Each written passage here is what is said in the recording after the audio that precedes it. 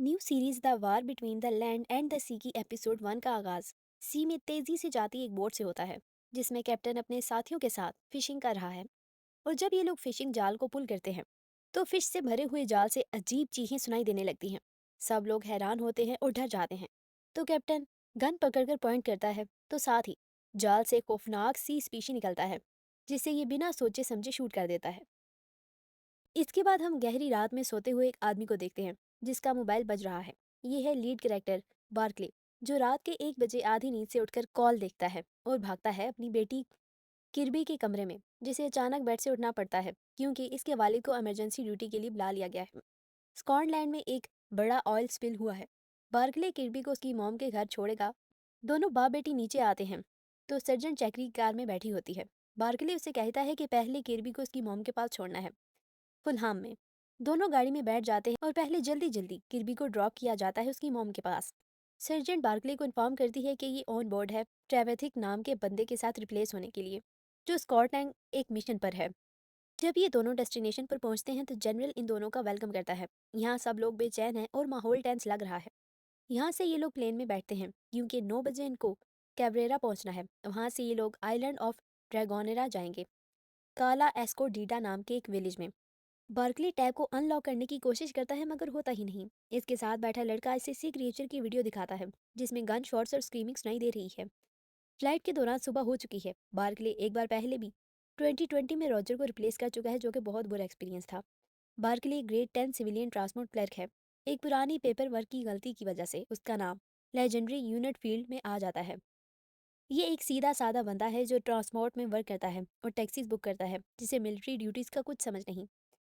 फिर ये लोग कैब्रेरा लैंड करके हेलीकॉप्टर में सवार होते हैं विलेज तक पहुंचने के लिए। और अब ये लोग एक मिलिट्री हाइडआउट में पहुंच चुके हैं, जहां कर्नल इन्हें वेलकम करता है और ले जाता है एक रूम में, जहां उस क्रिएचर को लटकाया गया है जिसे हमने एपिसोड के आगाज में शूट होते देखा था।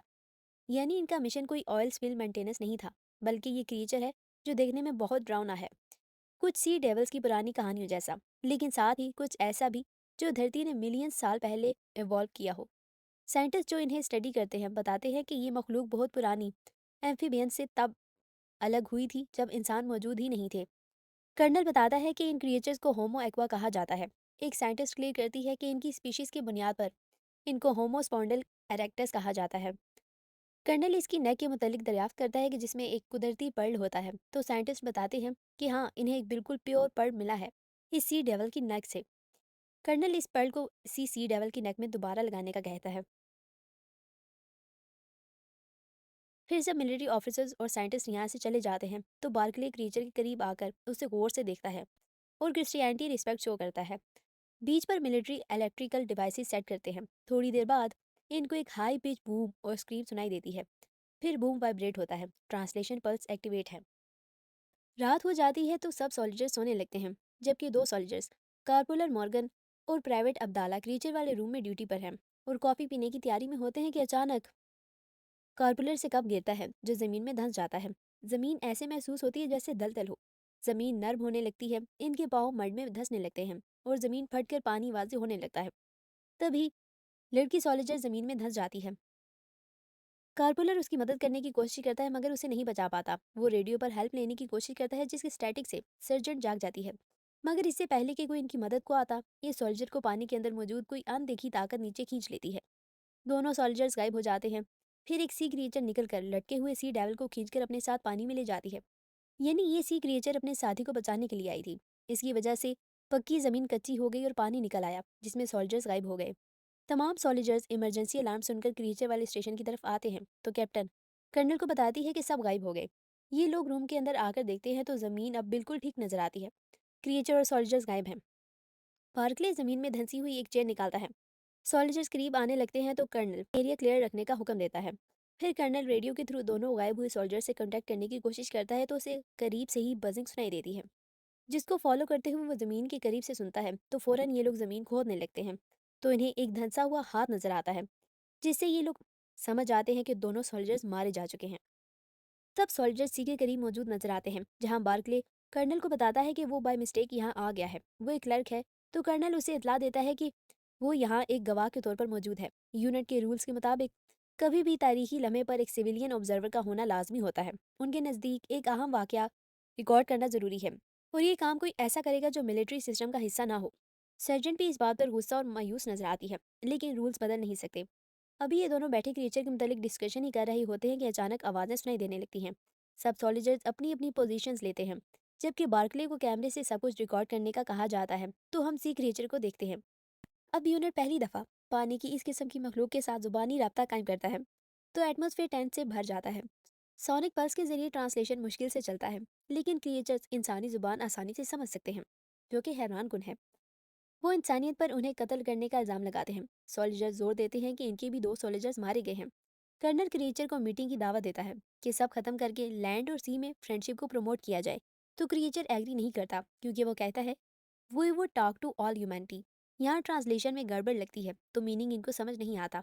साथ ही ढेर सारे क्रिएचर्स उभर आते हैं, यानी सी क्रिएचर्स का मुतालबा है कि इनसे बात की जाए। सॉलिजर्स में खौफ व हिर्स फैल जाता है, तो ये दोबारा पीस मेंटेन रखने पर फोकस करते हैं, जिस पर क्रिएचर एग्री कर लेता है। मगर अभी भी ट्रांसलेशन में गड़बड़ है, तो ऑपरेटर्स दोबारा स्टेटमेंट डिमांड करते हैं। इससे ये वाजे होता है कि क्रिएचर्स सारी दुनिया से मुखातिब हैं।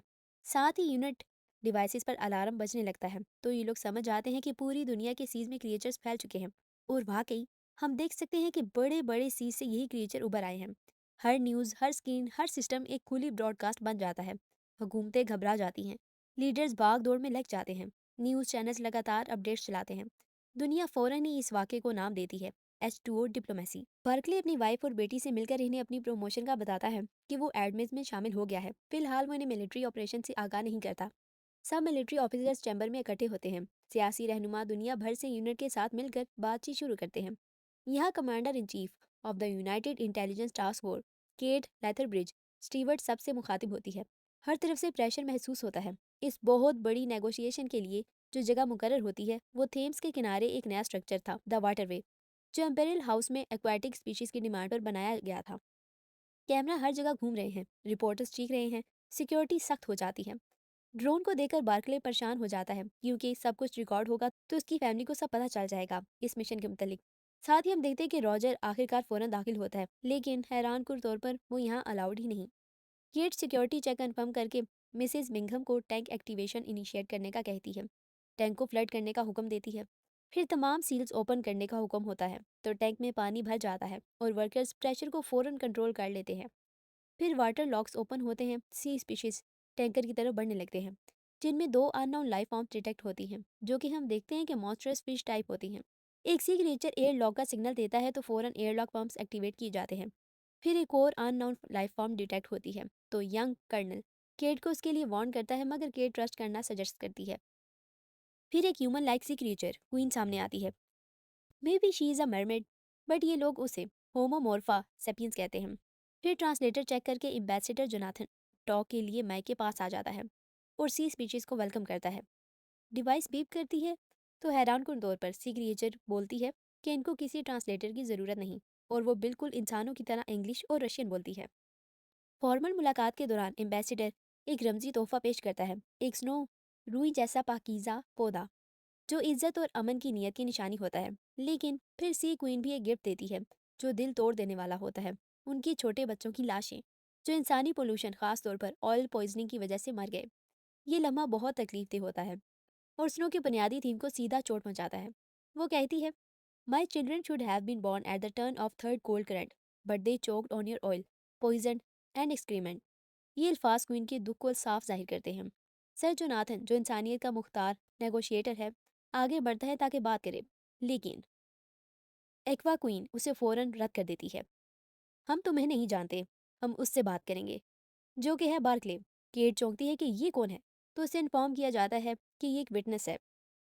लेकिन सी क्वीन ने तो उसे इस बिना पर चूज किया क्योंकि उसने रिस्पेक्ट शो की थी। जैसा कि हमने देखा था कि लटके हुए हाइबरनेट क्रिएचर को बार्कले ने रिलीजियस रिस्पेक्ट शो की थी।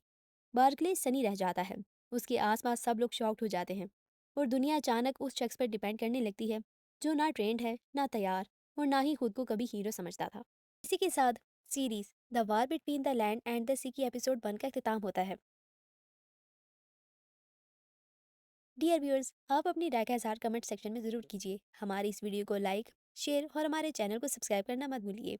हम जल्द हाजिर होंगे इस सीरीज की एपिसोड 2 के साथ। Thanks for watching.